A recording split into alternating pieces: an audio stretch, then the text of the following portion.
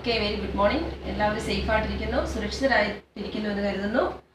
കഴിഞ്ഞ ക്ലാസ്സിൽ നമ്മൾ ഡിസ്കസ് ചെയ്ത കാര്യങ്ങൾ എന്ന് പറയുന്നത് മെഷർമെന്റ്സ് ആൻഡ് യൂണിറ്റ്സ് ആയിരുന്നു നമ്മുടെ ടോപ്പിക്ക്. നമ്മൾ ഡിസ്കസ് ചെയ്ത കാര്യങ്ങൾ ലെങ്ത്, മാസ്, ടൈം ഇവയെ പറ്റിയായിരുന്നു നമ്മൾ കഴിഞ്ഞ 2 ക്ലാസ്സുകളായിട്ട് ഡിസ്കസ് ചെയ്തുകൊണ്ടിരുന്നത്. ഫസ്റ്റ് ക്ലാസ് എടുത്തത് ബിജിസാർ ആയിരുന്നു. ബിജിസാർ അന്ന് നിങ്ങൾക്ക് കുറച്ച് ഹോംവർക്ക് തന്നിരുന്നു. അതൊന്ന് നോക്കിക്കേ. 10 meter is equal to dash centimeter, 10 meter is equal to 1000 centimeter, 100 millimeter is equal to dash centimeter, 10 centimeter, 150 centimeter is equal to dash meter, 1.5 meter, 2000 meter is equal to dash kilometer, 2 kilometer, 1 light year is equal to 9.6 kilometer. നിങ്ങൾ ചെയ്ത് കാണുമെന്ന് കരുതുന്നു. ഒന്ന് correct ചെയ്തേക്കുക. Next mass, time, length ഇവയുടെ നമ്മൾ heist യൂണിറ്റുകളും smallest യൂണിറ്റുകളും ഇവയുടെ മെഷർമെന്റ്സ് ഇവ എങ്ങനെയൊക്കെയാണ് ഉപയോഗിക്കേണ്ടതെന്നും നമ്മൾ പറയുകയുണ്ടായി. ലാസ്റ്റ് നമ്മൾ ഡിസ്കസ് ചെയ്ത് നിർത്തിയ പോയിന്റ് എന്ന് പറയുന്നത് ഫണ്ടമെന്റൽ യൂണിറ്റ്സ് ആയിരുന്നു. ഫണ്ടമെന്റൽ യൂണിറ്റ്സിന്റെ അടിസ്ഥാന യൂണിറ്റുകൾ എന്തായിരുന്നു? അടിസ്ഥാന യൂണിറ്റുകൾ എന്ന് പറയുന്നത് these are the quantities which cannot be related to one another or which cannot be expressed in other unit. ഈ യൂണിറ്റ് എന്ന് പറയുന്നത് അടിസ്ഥാന യൂണിറ്റ് എന്ന് പറയുന്നത് മറ്റൊരു യൂണിറ്റുമായിട്ട് റിലേറ്റഡും അല്ല, ബന്ധവുമില്ല, എന്നാൽ അത് മറ്റൊന്നുമായിട്ട് എക്സ്പ്രസ് ചെയ്യാനായിട്ട് ആഗ്രഹിക്കുന്നുമില്ല, തന്നെത്താനെ നിൽക്കാനായിട്ട്, ആരുമായിട്ട് ബന്ധമില്ലാതെ തന്നെത്താനെ നിൽക്കാനായിട്ട് ആഗ്രഹിക്കുന്ന യൂണിറ്റുകളാണ് അടിസ്ഥാന യൂണിറ്റുകൾ.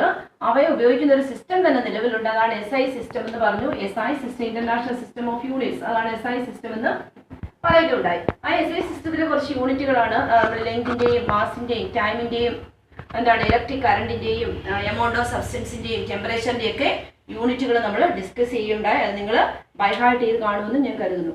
അപ്പൊ ഇന്നത്തെ നമ്മൾ പോയിന്റ്സ് പറയുന്ന ഡിറൈവ്ഡ് യൂണിറ്റ്സ് ആണ്, അല്ലെങ്കിൽ ഉൽപ്പന്ന അളവുകൾ എന്താണ്.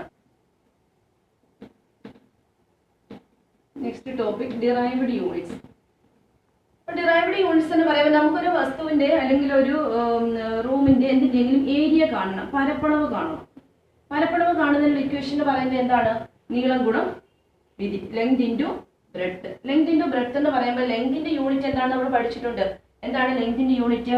മീറ്റർ ആണ്, ഒരു SI യൂണിറ്റ് ആണ്. ബ്രെഡ്ത്തിന്റെ യൂണിറ്റ് എന്താണ്? ഡിസ്റ്റൻസ് തന്നെ ആയതുകൊണ്ട് അതും മീറ്റർ ആണ്. ഓക്കെ, ഇവിടെ ഈ രണ്ടും മീറ്റർ ആണ് വന്നത്. ഇത് ഏത് യൂണിറ്റുമായിട്ട് റിലേറ്റഡ് ആണ്? ഫണ്ടമെന്റൽ യൂണിറ്റുമായിട്ട് റിലേറ്റഡ് ആണ്. അപ്പം M ഇൻറ്റു M വന്നതുകൊണ്ട് ഇവിടെ ഏരിയയുടെ യൂണിറ്റ് എന്ന് പറയുന്നത് എന്താണ്? മീറ്റർ സ്ക്വയർ ആണ്. ഈ മീറ്റർ സ്ക്വയർ എന്ന് പറയുന്നത് ഏതാണ്? ഈ 2 മീറ്റർ എന്ന് പറഞ്ഞതും എന്തിനുമായിട്ട് റിലേറ്റഡ് ആണ്? ഫണ്ടമെന്റൽ യൂണിറ്റുമായിട്ട് റിലേറ്റഡ് ആണ്. അടുത്തൊരു വോളിയം കാണണം. വോളിയം കാണണമെങ്കിൽ എന്ത് ചെയ്യും? വോളിയം കാണുന്ന എങ്ങനെയാണ്? ഒരു വസ്തുവിന്റെ വോളിയം കാണുക എന്ന് വെച്ചാൽ length into breadth into height ആണ്. ഒരു വസ്തുവിന്റെ വോളിയം കാണുക എന്ന് പറയുമ്പോൾ ആ വസ്തുവിന്റെ വോളിയം നമ്മൾ കാണണമെന്നുണ്ടെങ്കിൽ അതിന്റെ ലെങ്തും ബ്രെഡ്ത്തും ഹൈറ്റും നമ്മൾ മെഷർ ചെയ്യാണ്. ഇവിടെ ലെങ്തിന്റെ യൂണിറ്റ് എന്ന് പറയുന്നത് എന്താണ്? മീറ്റർ ആണ്. ബ്രെഡ്ത്തിന്റെ യൂണിറ്റ് മീറ്റർ ആണ്.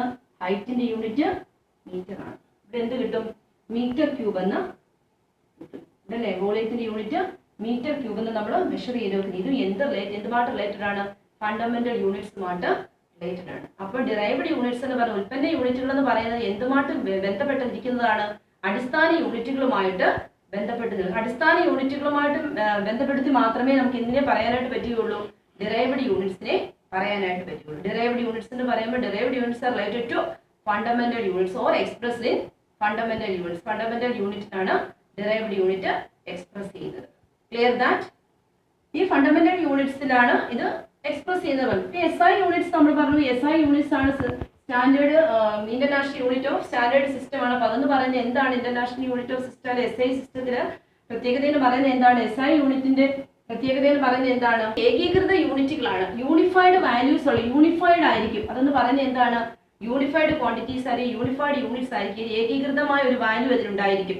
ഇന്റർനാഷണലി അക്സെപ്റ്റഡ് ആണ്, അന്തർദേശീയമായിട്ട് അതിനെ അക്സെപ്റ്റ് ചെയ്തിരിക്കുകയാണ്. എല്ലാ ക്വാണ്ടിറ്റികളും മെഷർ ചെയ്യാനായിട്ട് നമ്മൾ എന്ത് ഉപയോഗിക്കും?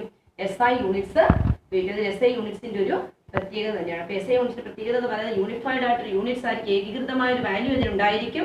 എന്താണ്? ഇന്റർനാഷണലി അക്സെപ്റ്റഡ് ആയിരിക്കും. എല്ലാ ക്വാണ്ടിറ്റീസുകളും ആക്കുറേറ്റ് ചെയ്യാനായിട്ട് നമ്മൾ ഏത് വാല്യൂ തന്നെയാണ് ഉപയോഗിക്കുന്നത്? SI യൂണിറ്റ്സുകൾ തന്നെയാണ് ഉപയോഗിക്കുന്നത്. നെക്സ്റ്റ് നമുക്ക് പഠിക്കാനുള്ള ടോപ്പിക് എന്ന് പറയുന്നത് എന്താണ്? Volume and density. Volume and density. ഇവിടെ ഞാൻ പറഞ്ഞിരുന്നു, ആദ്യമേ നമ്മൾ കണ്ടു ഒരു വസ്തുവിന്റെ വോളിയം കണ്ടെന്ന് പറഞ്ഞു. Length into breadth into height എന്ന് പറഞ്ഞു നമ്മൾ ഒരു കുബോയിഡിന്റെ അല്ലെങ്കിൽ എന്തെങ്കിലും ഒരു ഒബ്ജക്റ്റിന്റെ നമ്മൾ വോളിയം കണ്ടു. ഇവിടെ നമ്മൾ ശ്രദ്ധിച്ച് ഞാൻ ഇവിടെ ഒരു പേന വെക്കുകയാണ്. ഈ പേനയുടെ വോളിയം എന്ന് പറഞ്ഞാൽ എന്തായിരിക്കും നിങ്ങൾക്ക് പറയാൻ പറ്റുമോ? എന്താണ്? ഈ പേനയ്ക്ക് ഒക്കുപ്പൈ ചെയ്യാൻ എന്തുമാത്രം സ്പേസ് ആവശ്യമുണ്ട്, ഈ പേനയ്ക്ക് എന്തുമാത്രം സ്പേസ് ഒക്കുപ്പൈ ചെയ്യാനായിട്ട് വേണം, അല്ലെങ്കിൽ ഒരു ഓബ്ജക്റ്റിന് എന്തുമാത്രം സ്ഥിതി ചെയ്യാനായിട്ട് സ്ഥലം ആവശ്യമുണ്ട്, ആ സ്ഥലത്തിനെയാണ് എന്തെന്ന് പറയുന്നത്, ആ വസ്തുവിന്റെ ഓബ്ജക്റ്റിന്, ആ വസ്തുവിന്റെ വോളിയം എന്ന് പറയുന്നത്, വ്യാപ്തം എന്ന് പറയുന്നത്. അപ്പോൾ ഒരു തെർമോക്കോളും ഒരു വുഡൻ ബ്ലോക്കും എടുക്കുക. ഒരു തെർമോക്കോളും ഒരു വുഡൻ ബ്ലോക്കും എടുക്കുകയാണ്. ഈ തെർമോക്കോളിന്റെയും വുഡൻ ബ്ലോക്കിന്റെയും ശ്രദ്ധിക്കണേ, തെർമോക്കോളുമാണ് വുഡൻ ബ്ലോക്കുമാണ്. ഇവയുടെ വോളിയം എന്ന് പറയുന്നത് എന്തായിരിക്കും? ഇവിടുത്തെ വോളിയം എന്ന് പറയുന്നത് സെയിം ആണ്. രണ്ടും ഒക്യുപ്പൈ ചെയ്യാൻ ആവശ്യമായ സ്പേസ് എന്ന് പറയുന്നത് സെയിം ആയിരിക്കും, വോളിയം സെയിം ആയിരിക്കും. ഇവിടെ ഒക്യുപ്പൈ ചെയ്യാനുള്ള വോളിയം എന്ന് പറയുന്നത് എന്താണ്? വോളിയം സെയിം ആണ്. വുഡൻ ബ്ലോക്കും വുഡും തെർമോക്കോളും. ഇവിടെ മാസ് എന്ന് പറയുന്നത് എങ്ങനെയായിരിക്കും? ഒക്യുപ്പൈ ചെയ്യുന്ന മാറ്റർ ഒക്യുപ്പൈ ചെയ്തിരിക്കുന്നത് എങ്ങനെയായിരിക്കും? വുഡിനാണെങ്കിൽ എങ്ങനെയായിരിക്കും ഒക്യുപ്പൈ ചെയ്തിരിക്കുന്നത്? ക്ലോസ്ലി പാക്ഡ് ആയിരിക്കും. ക്ലോസ്ലി പാക്ഡ് ആയിരിക്കും, കുറച്ചും കൂടി ലൂസ് ആയിരിക്കും. എന്തില്? തെർമോക്കോളിൽ. ഫ്രീ ആയിട്ട് മൂവ് ചെയ്യാനായിട്ട് പാർട്ടിക്കിൾസിന് പറ്റുന്നുണ്ട്. എവിടെ? തെർമോക്കോളിൽ. ഇവിടെ വുഡിനാകുമ്പോൾ എന്ത് സംഭവിക്കും? കുറച്ചും കൂടി ക്ലോസ്ലി പാക്ഡ് ആണ്. അപ്പൊ ഇവിടെ മാറ്റർ പാക്ക് ചെയ്തിരിക്കുന്ന matter contained in the wooden block എന്ന് പറയുന്നത് എന്താണ്? കുറച്ചും കൂടി ഗ്രേറ്റർ ആണ്. ഇവിടെ നിന്ന് പറയുന്നത് എന്താണ്? ലൂസ്ലി പാക്ഡ് ആണ്, അവർക്ക് ഫ്രീ ആയിട്ട് മൂവ് ചെയ്യാനായിട്ട് സാധിക്കുന്നുണ്ട്. അപ്പൊ ഇവിടെ എന്ത് ഇൻക്രീസ് ചെയ്യുന്നുണ്ട്? ഇവിടെ മാസ് ഇൻക്രീസ് ചെയ്യുന്നുണ്ട്. ശ്രദ്ധിക്കണേ, ഇവിടെ മാസ്, വുഡില് മാസ് ഇൻക്രീസ് ചെയ്യുന്നുണ്ട്.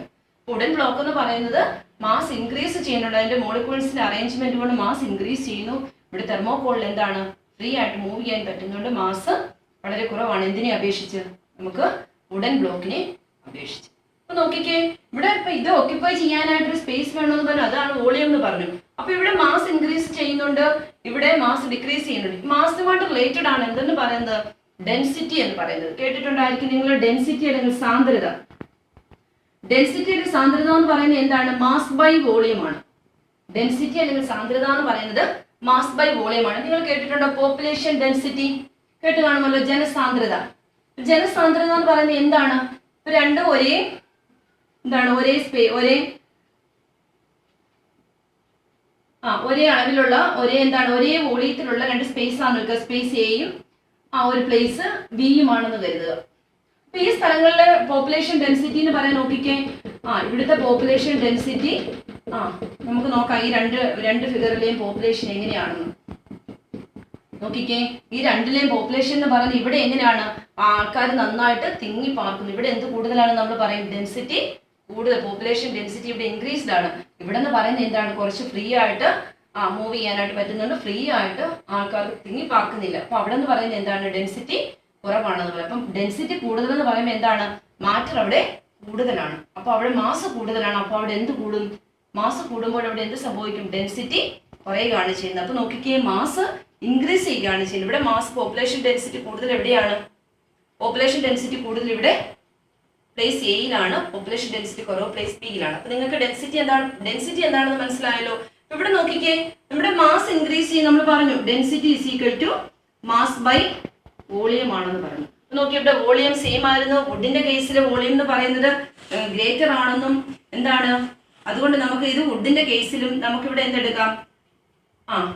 തെർമോക്കോളിന്റെ കേസിൽ സ്മോൾ ലെറ്റർ എം കൊടുക്കാം. വി എന്ന് പറയുന്നത് എന്താണ്? ഈക്വൽ തന്നെയാണ്. ഇവിടെ നോക്കിക്കേ, ചെറിയ എം കൊടുക്കുന്ന സ്മോൾ ലെറ്റർ എം കൊടുത്തത് എന്തുകൊണ്ടാണ്? വുഡിന്റെ കേസിൽ, തെർമോക്കോളിന്റെ കേസിൽ എന്താണ്? സ്മോളസ്റ്റ് ആണ്. ഇവിടുത്തെ മാസ് എന്ന് പറയുന്നത് വളരെ ചെറുതാണ്. ഇവിടെ നിന്ന് പറയുന്നത് എന്താണ്?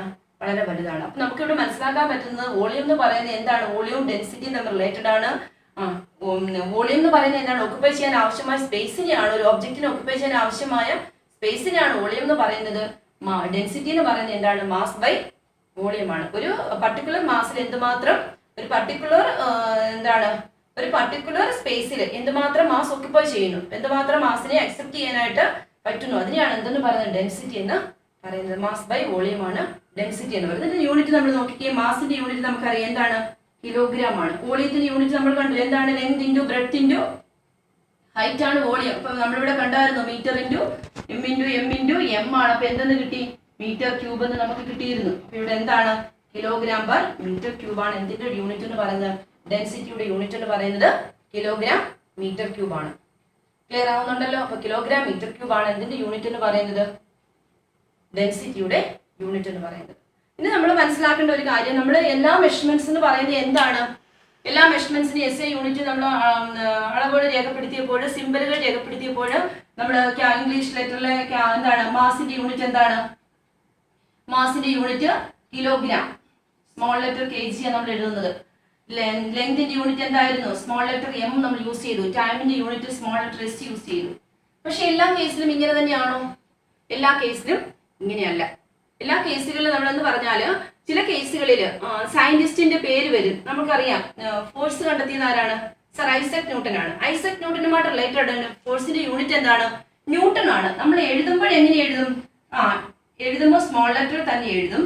പക്ഷെ സിമ്പൽ എങ്ങനെയാണ് കൊടുക്കുന്നത്? ക്യാപിറ്റൽ ലെറ്റർ N ആണ് കൊടുക്കുന്നത്. ക്യാപിറ്റൽ ലെറ്റർ Nലാണ് ന്യൂട്ടൺ എന്ന് പറയുന്ന സിമ്പൽ എഴുതി. എന്തുകൊണ്ടാണ്?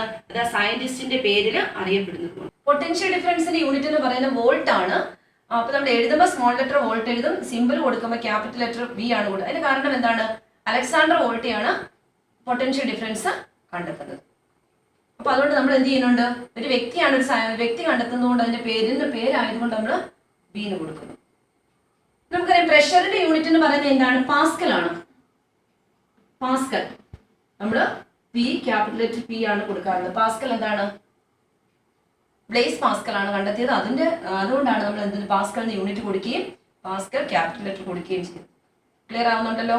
അപ്പം SI യൂണിറ്റ്സുകൾ എന്ന് പറയുമ്പോൾ എല്ലാം തന്നെ നമ്മൾ യൂണിറ്റുകൾ സിമ്പിൾ എഴുതുന്നത് സ്മോൾ ലെറ്റർ അല്ല എന്നുകൂടി നിങ്ങൾ ഓർത്തിരിക്കണം. സയന്റിസ്റ്റിന്റെ പേര് വരുന്നത് കൊണ്ട് അവയെ നമ്മൾ ക്യാപിറ്റൽ ലെറ്റർ എഴുതാറുണ്ട്. അതിന്റെ സിമ്പിളും ക്യാപിറ്റൽ ലെറ്ററിലും എഴുതുന്നത് എന്താണ്? യൂണിറ്റ് എഴുതുകയാണെങ്കിൽ അത് സ്മോൾ ലെറ്ററിലുമാണ് എഴുതാറുള്ളത്. നമ്മൾ വോളിയം ഡെൻസിറ്റി നമ്മൾ പറഞ്ഞു. വോളിയം ഡെൻസിറ്റിയുമായിട്ട് റിലേറ്റഡ് ആയിട്ടുള്ള ഒരു എക്സ്പീരിമെന്റ് നമ്മുടെ ടെക്സ്റ്റ് ബുക്കിൽ പറയുന്നുണ്ട്. നമുക്കറിയാം വാട്ടറിന്റെയും കെറസിന്റെയും ഒക്കെ ഡെൻസിറ്റി എന്ന് പറയുന്നത് എന്താണ്? വളരെ ഡിഫറെന്റ് ആണ്. ഇപ്പൊ നോക്കിക്ക്, ഇവിടെ ഒരു വാട്ടറും കെറസിനുമാണ് എടുത്തിരിക്കുന്നത്. വാട്ടറും കെറസിനും എടുത്തിരിക്കും. കെറസിൻ ബ്ലൂ കളറാണ്. കെറസിൻ എന്ത് ചെയ്യുന്നുണ്ട്? ഫ്ലോട്ട് ചെയ്ത് കിടക്കുന്നതായിട്ട് കാണുന്നുണ്ട്. അത് എന്തുകൊണ്ടാണ്? ഡെൻസിറ്റി കുറവുള്ള കെറസിൻ എന്ത് ചെയ്യുന്നു? ഫ്ലോട്ട് ചെയ്ത് പൊങ്ങി കിടക്കാൻ കാരണമാകുന്നു. ഡെൻസിറ്റി കൂടിയ വാട്ടർ എന്ത് ചെയ്യുന്നു? താഴെ കിടക്കുന്നു. താഴെ അടിയിലാണ് കിടക്കുന്നത്. നിങ്ങൾ ശ്രദ്ധിക്കുന്നുണ്ടല്ലോ അത്. അപ്പൊ ഇവിടെ വാട്ടറിന്റെ ഡെൻസിറ്റി എന്ന് പറയുന്നത് എന്താണ്? 100 kg/m³ ആണ്. 100 kg/m³ ആണ് വാട്ടറിന്റെ ഡെൻസിറ്റി. കെറസിന്റെ ഡെൻസിറ്റി എന്ന് പറയുന്നത് എത്രയാണ്? 810 kg/m³ ആണ്. ക്ലിയർ ആവുന്നുണ്ടല്ലോ? സലൈൻ വാട്ടർ, ഉപ്പുവെള്ളത്തിന്റെ ഡെൻസിറ്റി എന്ന് പറയുന്നത് എന്താണ്? 1025 kg/m³ ആണ്. ക്ലിയർ ആവുന്നുണ്ടല്ലോ? ഇവിടെ ഡെൻസിറ്റിയുടെ വേരിയേഷൻ കൊണ്ടാണ് എന്ത് സംഭവിക്കുന്നത്? ഇവിടെ ഈ എന്താണ് വാട്ടറും കെറസിനും കൂടെ മിക്സ് ചെയ്യുമ്പോൾ കെറസിൻ പൊങ്ങിക്കിടക്കാനായിട്ട് കാരണമാകും, ഫ്ലോട്ട് ചെയ്ത് കിടക്കാനായിട്ട് കാരണമാകുന്നത്. മനസ്സിലാകുന്നുണ്ടല്ലോ?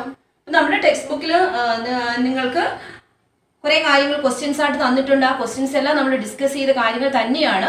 അതെല്ലാം എഴുതാനായിട്ട് നിങ്ങൾ ശ്രമിക്കണം. ഡൗട്ടുള്ള കാര്യങ്ങൾ നിങ്ങൾ വിളിച്ച് ചോദിച്ച് അത് ക്ലിയർ ചെയ്ത് പോകേണ്ടതാണ്. അപ്പോൾ ടെക്സ്റ്റ് ബുക്കിൽ നമ്മൾ പറയുന്ന കുറേ കാര്യങ്ങൾ നമ്മുടെ ഹോംവർക്ക് ആയിട്ട് തന്നെ നമ്മുടെ ടെക്സ്റ്റ് നോട്ട്ബുക്കിൽ തന്നെ എഴുതി പോകണം. എല്ലാ കാര്യങ്ങളും ക്ലിയർ ആയി എന്ന് കരുതുന്നു. ടെക്സ്റ്റ് ബുക്കിൽ ഒരു ഹോംവർക്ക് തരുന്ന ഒരു ക്വസ്റ്റ്യൻ ഇതാണ്: ഒരു ലീഫിന്റെ ഏരിയ കണ്ടെത്താനാണ്. ഗ്രാഫ് പേപ്പർ എടുത്തിട്ട് ഗ്രാഫ് പേപ്പർ ഉപയോഗിച്ച് ആ ലീഫിന്റെ ഏരിയ എങ്ങനെ കണ്ടെത്താമെന്ന് നിങ്ങൾ ഹോംവർക്കായിട്ട് ചെയ്യുക കൂടി വേണം. ഓക്കെ, എല്ലാവർക്കും എല്ലാം മനസ്സിലായി എന്ന് കരുതുന്നു. നമുക്ക് ഇന്നത്തെ ക്ലാസ് വൈൻഡപ്പ് ചെയ്യാം. ഓക്കെ, നെക്സ്റ്റ് ക്ലാസ്സിൽ കാണാം. Thank you.